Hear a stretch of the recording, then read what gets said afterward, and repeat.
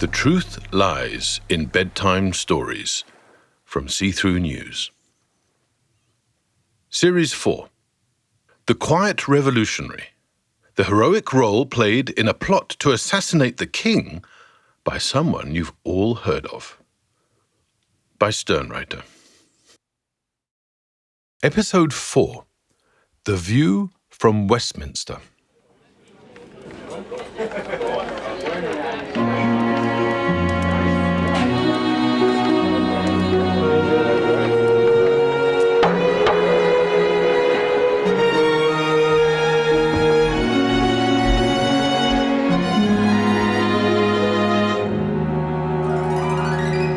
Let's leave the huddled wigs of our three concerned citizens.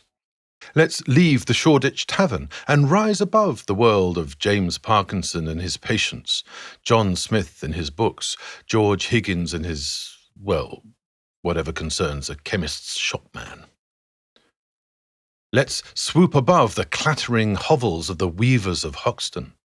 Let's escape the malodorous fumes oozing from the furniture workshops of Hackney. Soaring higher in the shadowy side streets of the multiplying theatres of Shoreditch, we glimpse the ladies of the night as they pursue their trade.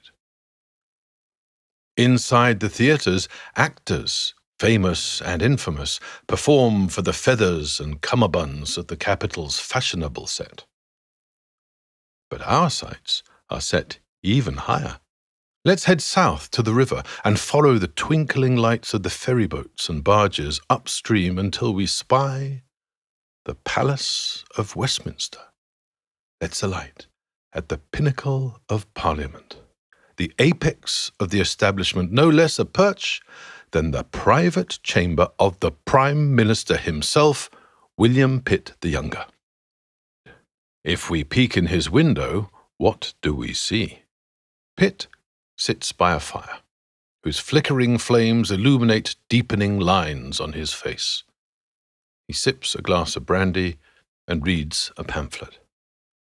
They call him Pitt the Younger to distinguish him from his father and predecessor as Prime Minister, Pitt the Older. Pitt the Younger is still only 35, but starting to look older. With the king bouncing between sanity and the opposite, with every bout of his monarch's malady, the fate of the nation weighs heavier on Pitt's shoulders. What a time to have a weak king! By the time George III has appointed his second Pitt as Prime Minister, revolution has already cut adrift Britain's American colonies. Will Pitt the Younger be remembered as the man at the helm when England herself is sunk by its own Jacobin revolutionaries? What course can the Prime Minister steer? John Scott, his Attorney General and spymaster, keeps bringing him reports of the plots of those chattering artisan classes. In meetings, Scott brandishes the pamphlets they publish under bizarre names, warning of their efforts to sway the masses with their upstart nonsense. Pitt has one such pamphlet open on his lap by someone calling themselves Old Hubert. Pitt said nothing at their morning meeting when the Attorney General, puce with outrage, had thrust it across the table at him. A knock at the door, and speak of the devil. The servant's announcement dies on his lips as the Attorney General himself barges past him. Scott waits to hear the door click shut and gives his Prime Minister a perfunctory bow. For months now, John Scott, the most senior lawyer in the land, the spider at the centre of his web of spies and informers, has been bringing Pitt reports of plots and conspiracies. This Attorney General doesn't see his job as merely executing the law. John Scott has a higher purpose, resisting revolution at any cost. As his Prime Minister, a lawyer himself, likes to dryly remark, Scott has proved himself to be as capable of making up laws as of making them. Scott retorts that if he does so, it's only because he feels the nation is in peril, which these days is all the time. These two men, now at the peak of the establishment, arrived there via very different routes. Pitt was born into power and privilege. Scott was not. As an apprentice to a coal broker in Newcastle, young John Scott was impetuous and rebellious. He defied the wishes of not one but two families when he eloped with his heiress sweetheart Bessie by means of a close friend, a ladder, and a midnight flit. But that was 22 years ago. Now 56, Scott is a barrister at the top of his profession, ennobled, just elected to the Royal Society. Scott has taken to the establishment like a coal broker to coal. Any empathy Scott may once have felt for his fellow Geordie workers is long extinguished. This Attorney General has become as crusty and stubbornly inflexible as the most adhesive and beribboned barnacle of the landed gentry.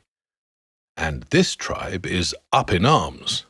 In the House of Lords, dukes and earls robed in ermine are baying for an iron fist. In the House of Commons, those with lesser titles from the rotten boroughs are calling for blood.